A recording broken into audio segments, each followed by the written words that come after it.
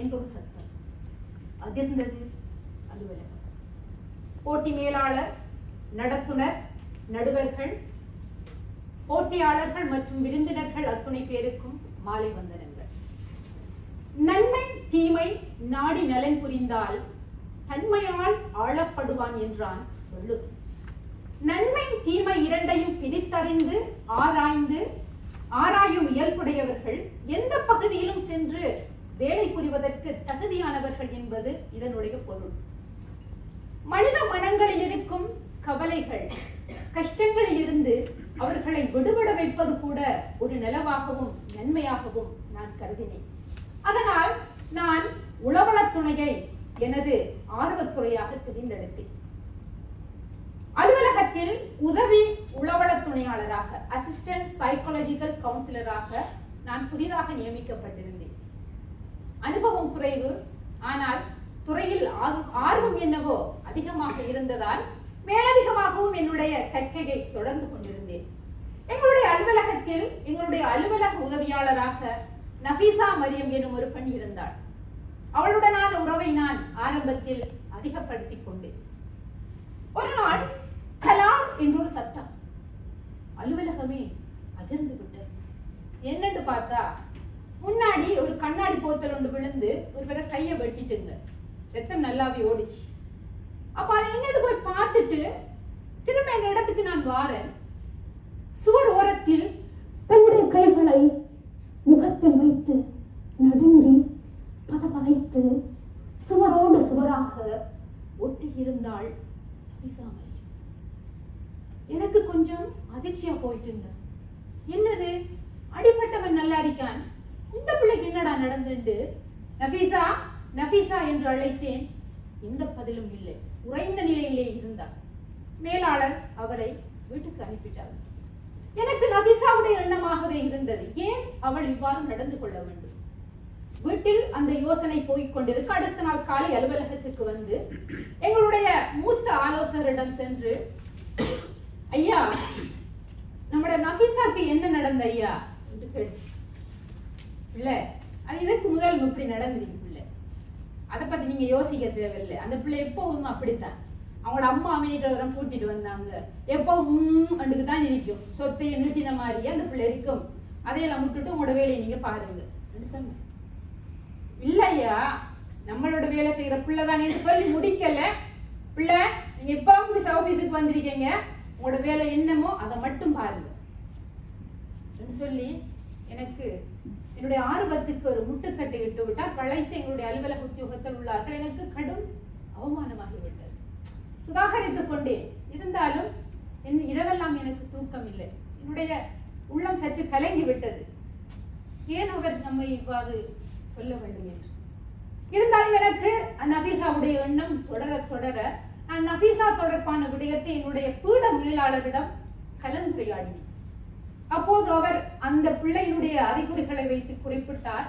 அந்த பெண் நெருக்கீட்டுக்கு பின்னரான மனவடுவால், அதாவது போஸ்ட் ட்ராமேட்டிக் ஸ்ட்ரெஸ் டிசார்டர் என்று குறிப்பிடுவார்கள், PTSD என்று, அதனால் பாதிக்கப்பட்டிருக்கின்றாள். அவள் தொடர்பான தகவல்களை நீ சேகரித்து அவளுக்கான ஒரு இன்டர்வென்ஷன் பிளான், ஒரு இடையீட்டு அறிக்கையை தயாரித்து உளவளத்துணைக்கு உட்படுத்தினால் அது உனக்கும் அனுபவமாக அமையும். அதே சந்தர்ப்பத்தில் அந்த பிள்ளையையும் நீ சரிப்படுத்தி விட முடியும் என்று எனக்கு உற்சாகம் ஊட்டினார். எனக்கு மனதில் ஒரு தைரியம் வந்தது. என்னுடைய மனம் திறந்தது. உடனடியாக நான் நஃபீசா தொடர்பான அத்தனை தகவல்களையும் சேகரித்துக் கொண்டேன்.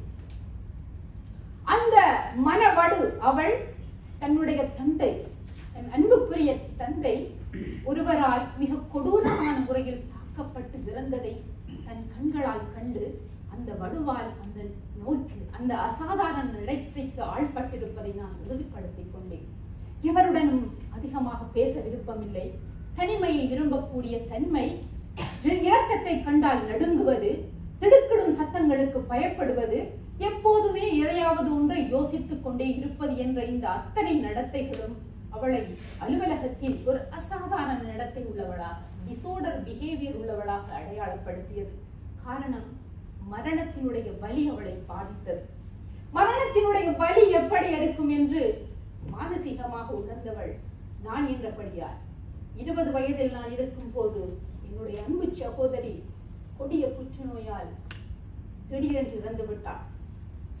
அடுத்த வருடம் என்னுடைய தந்தை திடீரென ஏற்பட்ட சுகையினத்தால் மரணமடைந்தார்.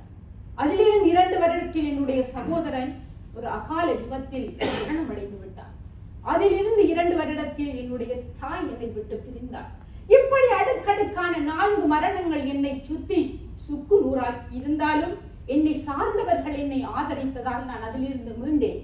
அப்படியான ஒரு ஆதரவு நபிசாவுக்கு கிடைக்கவில்லை என்பதை உறுதிப்படுத்திக் கொண்டு அவளுக்கான ஆதரவை வழங்க உளவளத்துறையில் PTSD-க்கான கோட்பாடுகள் என்ன, சிகிச்சைகள் என்ன, என்னென்ன கருவிகளை அவளுக்கு பயன்படுத்த வேண்டும் என்றெல்லாம் ஆய்வு செய்து என்னுடைய உளவளத்துறையை அவளுக்கு அறிமுகப்படுத்தினேன்.